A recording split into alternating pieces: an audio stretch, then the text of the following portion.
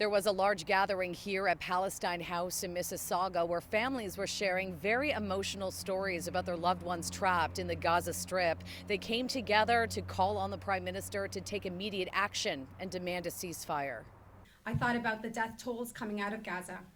I thought about the text messages I get from my family daily to tell me that they survived one more day of horror. From anger to anguish, speaker after speaker expressed their fears as they watched this war unfold from the GTA, knowing their family members are in life and death situations.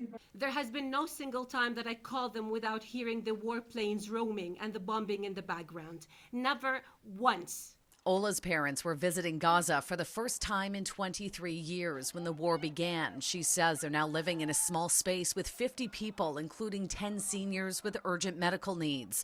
Food and water are scarce, and they describe a sea of death around them.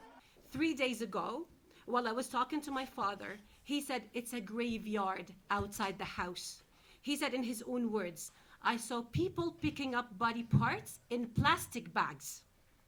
They are piling bodies in ambulances. The bombing is everywhere and nonstop." And from the ground in southern Gaza, Mansour, a Canadian citizen, also spoke out about the despair people are feeling and says the last time he had any contact with Global Affairs was 9 days ago. I'll be very frank with you. We do not feel very hopeful of anything coming from the Canadian government at this stage. I'm being very frank with you. I hope I'm wrong.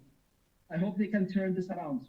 Many of these families are feeling helpless and abandoned by the Canadian government and the international community. They are calling on the Prime Minister to demand an immediate ceasefire, a humanitarian corridor, and a safe passage for Canadians to exit the war zone.